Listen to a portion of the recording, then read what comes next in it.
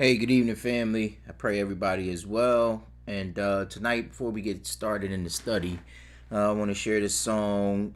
We do not own the rights to it. It's entitled How He Loves by Anthony Evans.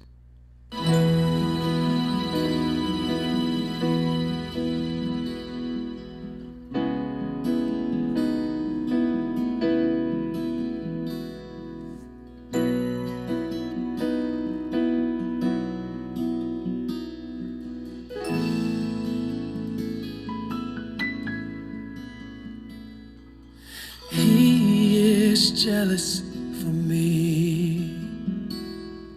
Love's like a hurricane. I am a tree bending beneath the weight of his wind and mercy.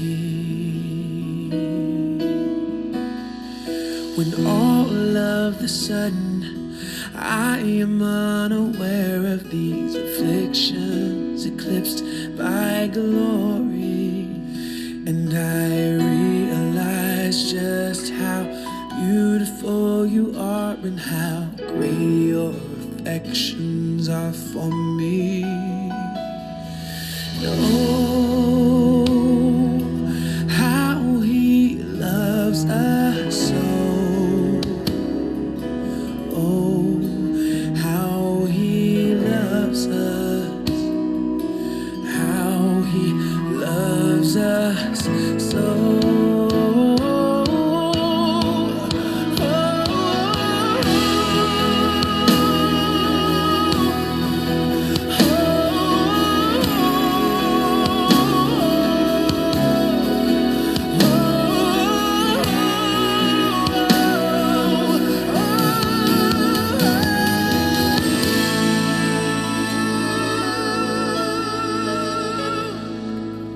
He is jealous for me. Oh, he loves like a hurricane. I am a tree bending beneath the weight of his wind and mercy. And all of a sudden, I am unaware of these afflictions. And I realize just how beautiful you are and how great your affections are for me. Oh, how he loves us so. Oh, how he loves us. How he loves us so.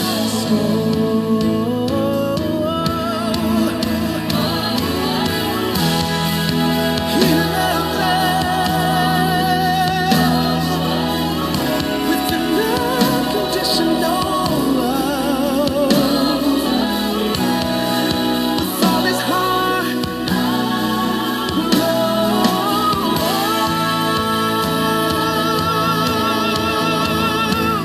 He loves us. Oh, how he loves us. Oh, how he loves us.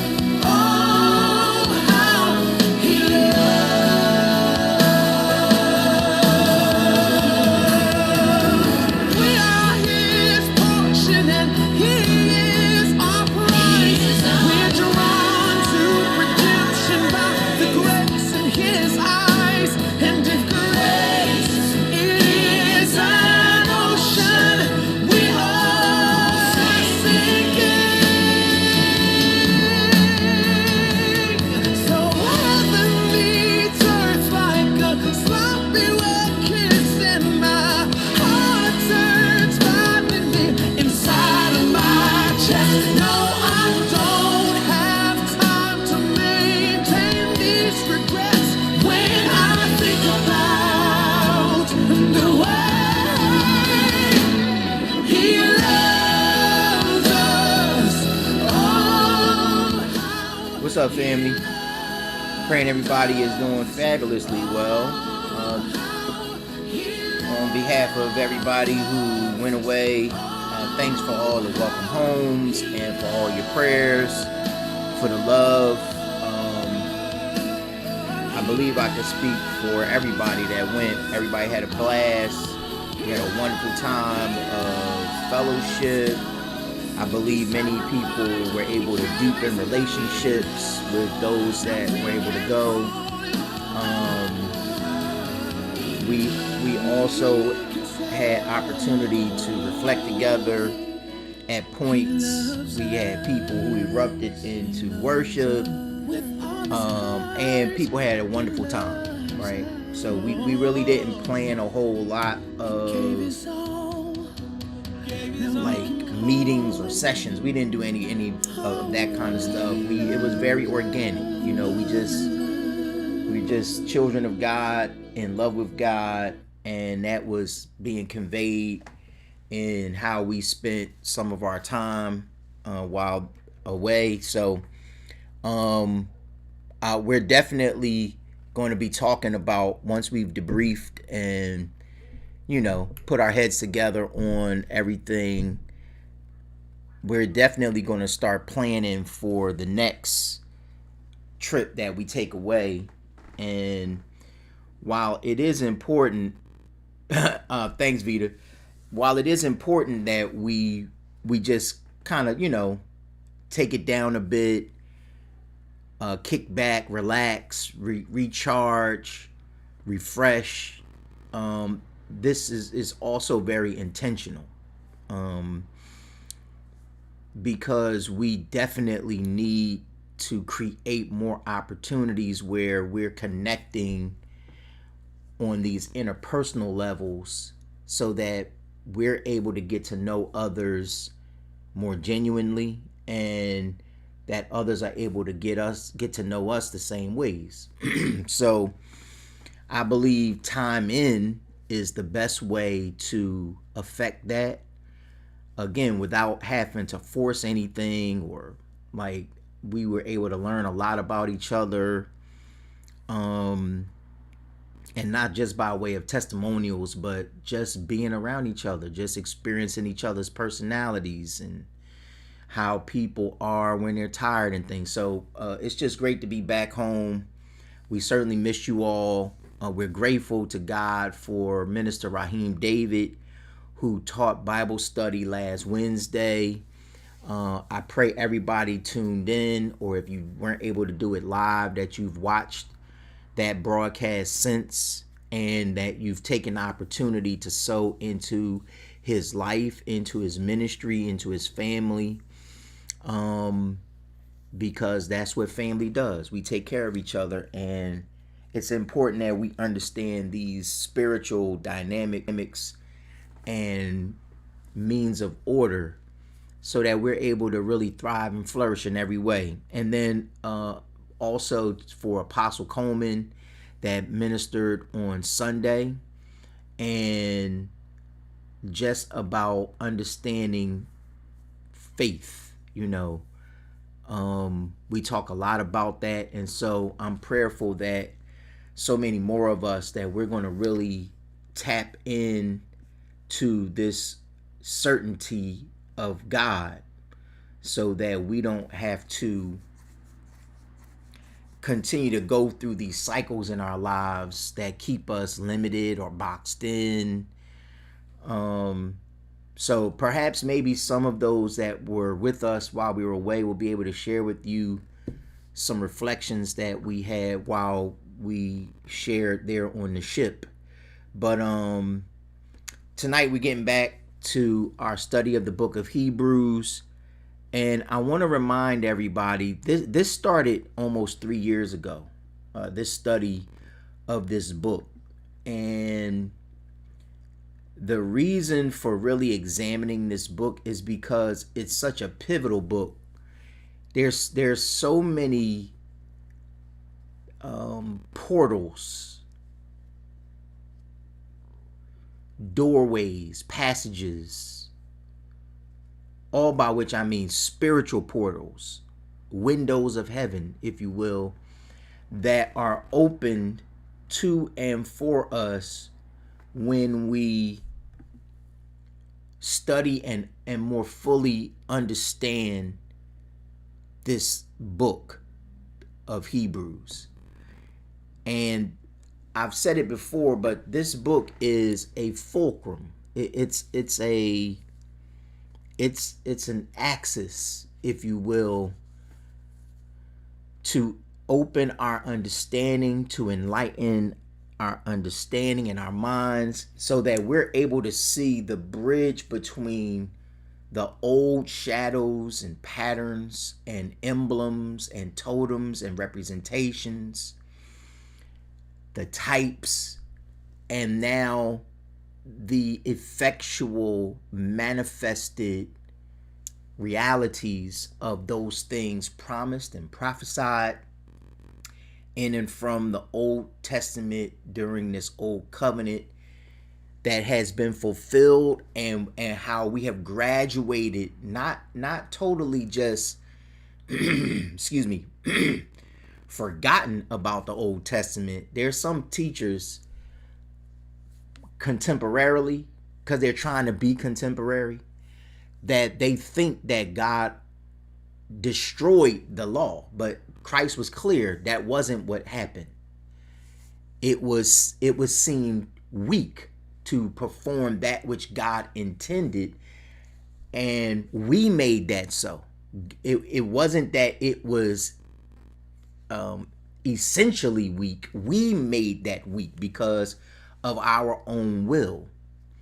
And so God, this was a part of his plan. We are not in plan B. Christ's death was not plan B.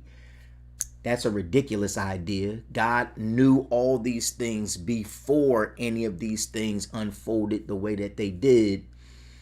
That this is all a part of God's revelation of how he is expressing this entire process of how one is one, and then one is aware of the one as two, and then the two are observed and perceived and cooperated with in the third person, that is the Holy Ghost, wherein in that third dimensional expression of himself there is this eternal power that emanates from the Godhead.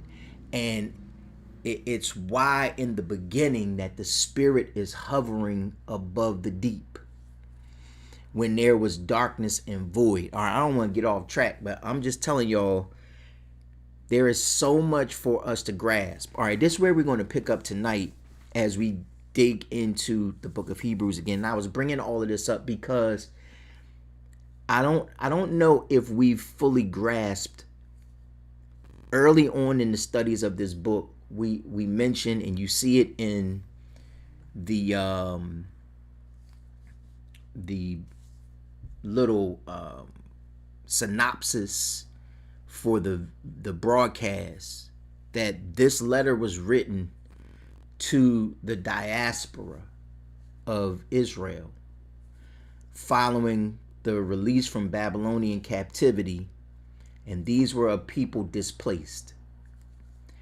They were displaced because they had so integrated themselves into the mainstream lifestyles of all of the peoples throughout which they had dispersed themselves after the release from Babylon. Now, the point for that release was to go back to Jerusalem to rebuild the temple, to reassemble as the people of God, because Cyrus understood and realized that Jehovah God, Adonai, Elohim, that he was the one true God. He released them so that they could serve their God.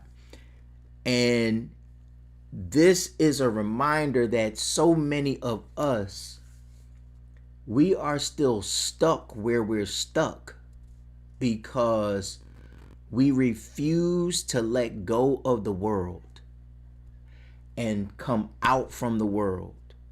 And that doesn't mean come out from the earth. That doesn't mean become a hermit.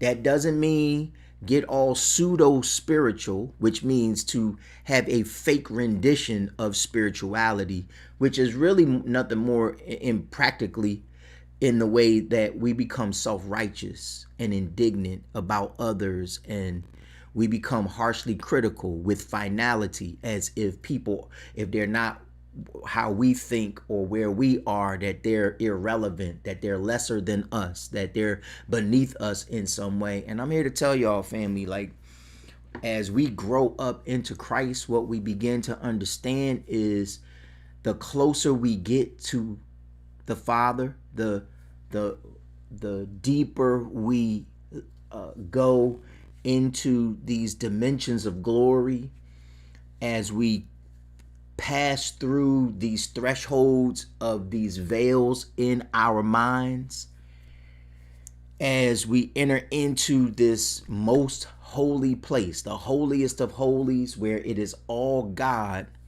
That doesn't make us indifferent. That doesn't bring about pridefulness or arrogance or elitism. It brings about compassion and empathy and patience and demonstrative love, right? Not theoretical, hypothetical love, demonstrative love, where we seek to be more inclusive without being over accommodating, more inclusive without making excuse for ways and laws and legislations and ideals and preferences that go against God's words and standards. Not our own, not these social platforms that we've created, but instead where we really are only saying what the Father said, where we're only standing on what the Father established as foundation for his people. Do you see this? Because you need to understand, Jesus made it clear, and I promise we're going to get to Hebrews.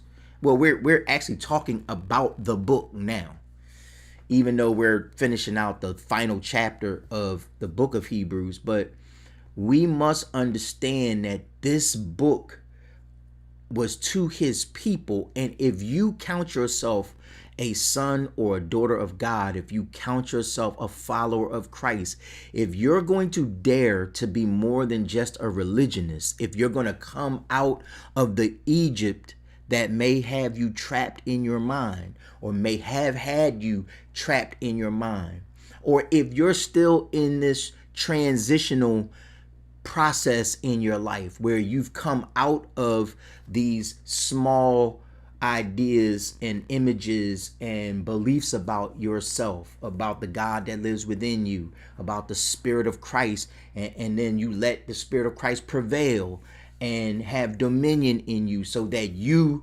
now walk in that dominion that we were given in spirit in the beginning, right? If all of that be true, then we're going to find ourselves again, like if we're still in this place of transition where we've not fully entered into a place of certainty that God is who he says he is, that God can never fail, that God is not a man that he should lie, that God is true because he is the truth. Do you see this? Like, if we're in that process, then maybe we're going to have to allow the word and allow the Holy Spirit to confront us personally, so we stop playing at church, that we stop settling for our own imaginations about what this should be like, feel like if we're not totally different because we have met Christ, then brace yourself. This is going to be violent when I say it. Then we're playing with this. We're playing. I don't know what we call it. See, I call that religion. But if our attitudes are not totally different when we meet Christ, We're not been converted. If our dispositions have not totally changed. See, that's not just talking about how we show up to church, how we dress. No, I'm talking about in our essential being. I'm talking about our very nature being conformed to the nature of Christ's. Do you see this, family? Like, if that is not our experience yet,